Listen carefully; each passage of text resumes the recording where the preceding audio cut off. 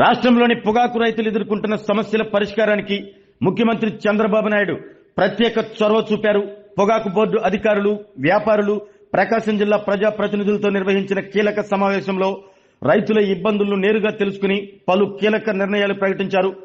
పొగాకు ధరలు పడిపోవటం, వేలంలో నోబిడ్లు వంటి సమస్యలతో రైతులు నష్టపోకూడదు అన్న ఉద్దేశంతో ముఖ్యమంత్రి చంద్రబాబు నాయుడు స్పష్టమైన ఆదేశాలు జారీ చేశారు.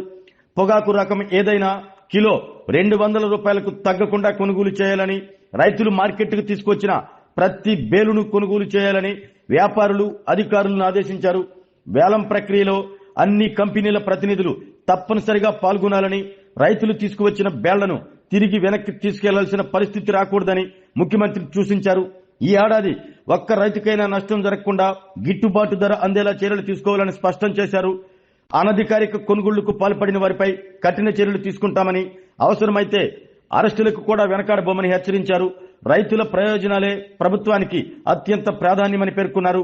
రాబోయే సంవత్సరాల్లో మార్కెట్ పరిస్థితులకు అనుగుణంగా ముందస్తు ప్రణాళికలు రూపొందిస్తామని, ప్రత్యామ్నాయ పంటలను ప్రోత్సహించడంతో పాటు పొగాకు మార్కెట్ స్థిరీకరణ కోసం కేంద్ర ప్రభుత్వంతో చర్చలు జరుపుతామని తెలిపారు. రైతులు టొబాకో బోర్డు ప్రతినిధులతో కలిసి ఢిల్లీ వెళ్లి సంబంధిత కేంద్ర మంత్రులు, అధికారులను కలవాలని వ్యవసాయ శాఖ మంత్రి అచ్చెన్నాయుడుకు ముఖ్యమంత్రి చంద్రబాబు ఆదేశాలు జారీ చేశారు. ఈ సమావేశంలో మంత్రులు ఆనం రామనారాయణ రెడ్డి, అచ్చెన్నాయుడు, డోలాశ్రీ బాలవీరాంజనేయ స్వామి, గొట్టిపాటి రవికుమార్, ఎమ్మెల్యేలు దామచర్ల జనార్దన్ రావు, ఇంటూరు నాగేశ్వరరావు, ముక్కు ఉగ్ర నరసింహారెడ్డి, దర్శి నియోజకవర్గ టీడీపీ ఇన్ఛార్జి గొట్టిపాటి లక్ష్మి పాల్గొన్నారు. ఒలేటివారిపాలెం మండలం కూనిపాలెం గ్రామానికి చెందిన రైతు నాయకుడు తానికొండ రమణయ్య కూడా ఈ చర్చల్లో పాల్గొని రైతుల సమస్యలను ముఖ్యమంత్రి చంద్రబాబు దృష్టికి తీసుకువెళ్లారు.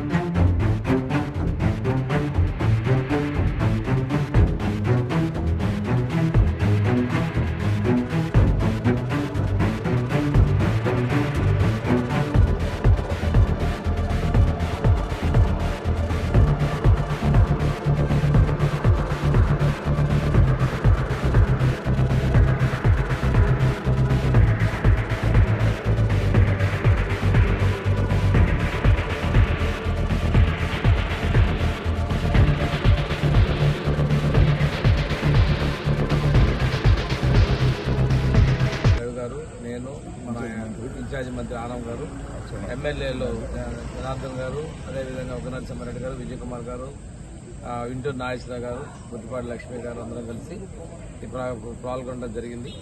ఈ సందర్భంగా ముఖ్యమంత్రి గారు గట్టిగా చెప్పడం జరిగింది. 200 రూపాయలు కనిష్ట ధరకు తగ్గకుండా ఉండే విధంగా చర్యలు తీసుకోవాలని, అంతేకాకుండా నోబిడ్ అనేది ఒకటి కూడా ఉండటానికి లేదు, అన్ని బైల్స్ కూడా మనం కొనుగోలు చేసే విధంగా చర్యలు తీసుకోవాలని చెప్పేసి బోర్డు అధికారులకి, ట్రేడర్స్ కూడా చెప్పడం జరిగింది. అందరూ ట్రేడర్స్ అన్ని ప్లాట్ఫామ్స్ లో కూడా ఆక్షన్లో పాల్గొనే విధంగా సహకరించాలని చెప్పడం జరిగింది. భవిష్యత్తులో పొగాకు మీద ఎలా చేయాలి నియంత్రణ దాని మీద రాష్ట్ర ప్రభుత్వం, టొబాకో బోర్డు, ప్రజాప్రతినిధులందరూ కూడా కలిసి చర్చించి ఒక నిర్ణయాలు తీసుకోవాల్సిన అవసరం వస్తుంది. ఈ సీజన్లో మాత్రం రైతులకు ఎవరికి కూడా అన్యాయం జరగకూడదు, ఏ రైతులు నష్టపోకూడదు అనేది ప్రభుత్వం గట్టిగా రైతుల పక్షాన్ని ఉందనే విషయాన్ని ముఖ్యమంత్రి గారు చెప్పడం జరిగింది.